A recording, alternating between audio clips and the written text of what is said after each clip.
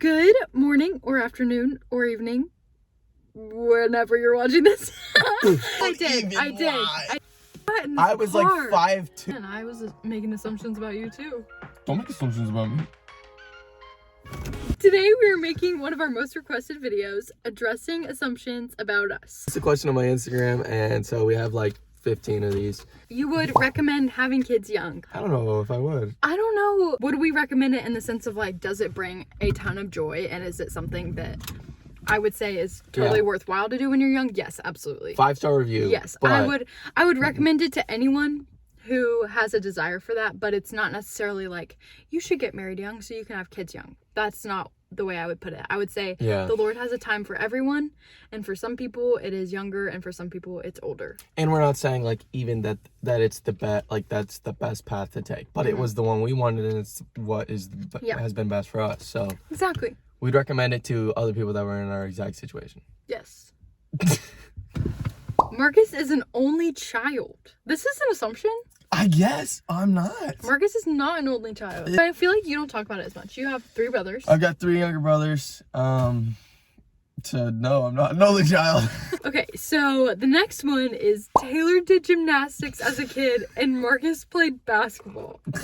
I actually did do gymnastics. No, you didn't. Yes, Don't I did. Even I did. lie. I did. For like 2 months. Like in the living room. But that's the assumption. Taylor did gymnastics as a kid. Yes, I did. But I didn't seriously commit to it. I wasn't good. No. My mom told me I couldn't keep doing it. I've always been clumsy. I'm less clumsy now, but I was very clumsy when I was little. As a gymnast, Taylor would not have excelled. Let's just say that. No, I would not. And I did not play basketball. And I was making assumptions about you too. Don't make assumptions about me. I didn't play basketball as a kid. I was like 5'2" until I was like 16. Oh, no, you were probably like 4'1". This was me to Marcus till we were like 18. Next, Taylor hates the mullet. Guys, no, I don't. I cut it even more. I don't hate the mullet. I love the mullet. Marcus is sexy in the mullet, okay? Okay. So my reaction in the video was because I was completely clueless that also, I pushed it forward, and that was a mistake. When I first showed you, when I first showed you, I had the bangs forward, and that was Which I felt like that's why, and he, like, once he styled it and stuff, I was like, wow, I really like it. But everyone thinks I don't like it because of the video. I was so just, like... She was just shocked. Also, the way he had it styled. But he literally, he just got it trimmed up on the sides, y'all. Next. You hope your next baby is a girl. Actually, no. We would love to have a girl. Oh, yeah. But anytime, anytime we envision like our next baby, we always talk about it being a boy. But I feel like part of that is you can't picture anything else after you have exactly. Like I can't picture having a girl now that we've had a boy, but I really, really want a daughter, like, because I have brothers. I'm not an only child. And like I really want to have like a baby girl, like to like, I don't know. That's just like, well, we always kind of wanted the opposite, But I was always like, oh, I really want a boy. Like, I wonder what that's like. And he's always been like, oh, I want a girl. But, like, now with Weston, it's like, I want him to have, like, a little buddy. Like, not that a sister he wouldn't be friends with, but, like, it's different. To have, like, another little buddy would be so fun and cool. And, like, if we had a girl down the line, then, like, that'd be great. Ideally, we'll have 2 boys and 2 girls, so we'll see how that plays out. 4 to 5 kids. Correct. I want 4 to 5 kids. Marcus wants 3 to 4. It depends on how my next pregnancy is, probably. A lot. I'm going to read the rest of these. Taylor made the first move on Marcus. That is so comical. Hey, babe. Who made the first move? Definitely not me. Definitely not. Oh, actually, if you follow our TikTok. We just did where we're like reading notes from that I gave Taylor when we were like in middle school. 13 and 14. And so I had a big crush on Taylor. I mean, I get that, like you. It's understandable. When honestly. You're born with like looking like this. Hot. Some might say. Weston prefers Marcus over Taylor. So this video is sponsored by Ocean Cove, which is my thrifting business, and I'm gonna put a little code up here, so use that code on your next order and you can get 15% off. Oh my gosh, I don't think he prefers one over the other. I think he just has different relationships with both of us. I think he prefers you. I don't think he he says mama, he reaches for you, he gets so excited when you're there, and he kind of does when I'm there, but like He really does. Prefers you, I think. I feel like he just has different relationships with both of us. Well, right, but I think he prefers you. I don't really like to say like, oh, he likes me. I don't feel like it's like that. It's Taylor. But you're Mormons. We are not Mormons. We actually get this question a lot, and in some ways I feel like it's understandable because there is kind of a stereotype, specifically with younger Mormons, that they get married very quickly. But there's actually a lot of Christian couples who do also. But something Marcus and I have talked about a lot, if you've watched any of our previous videos, that yes, there is a biblical aspect to why Marcus and I got married young, but we didn't get married young specifically because we're believers. Yeah. It's not the way like we view like has to be done as Christians. Like that's not the way that we view marriage, nor do I think that it is for everybody. Yeah. And would I recommend it to everyone? You have always had money, meaning I guess like you grew up rich. I don't know why this makes me kind of upset. Short answer for me is no. Also for me is no. Sorry, I don't really know why I'm crying about this.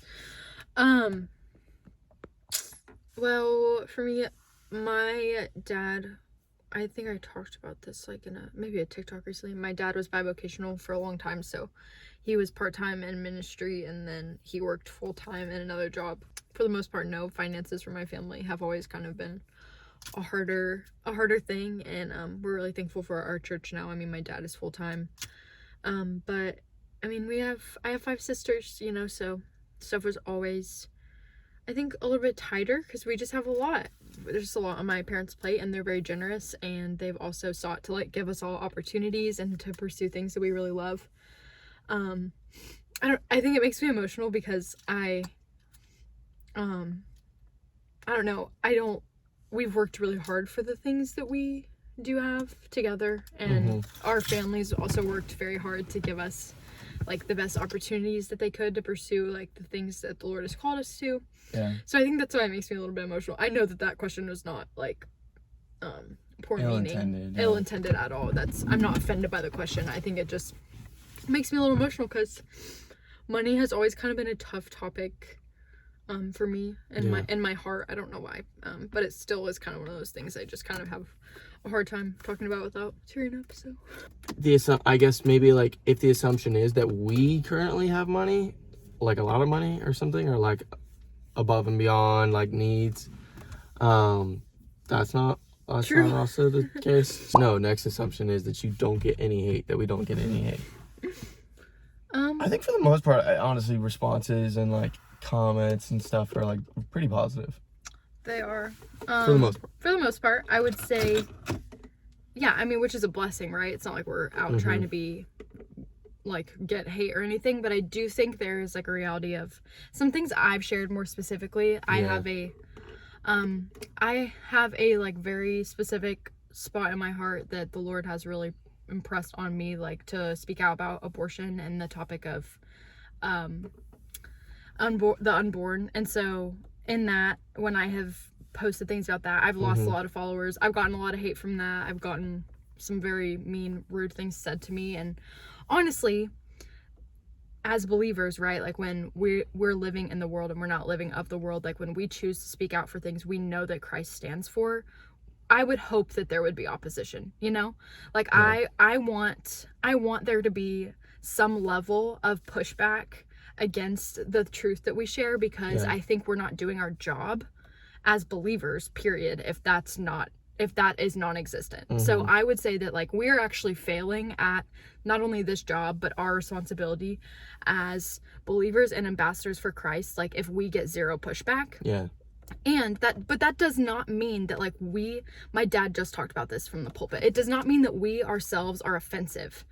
It means that we are gracious and we're loving and we speak truth. And if there is something that is offensive, it's Christ in us. It's not who we are as people. Yeah. So I think that's something we've really sought to be above reproach in. We want to deliver truth with love. We want to speak up and we want to be bold, but we're not seeking to be offensive. We're seeking to be faithful.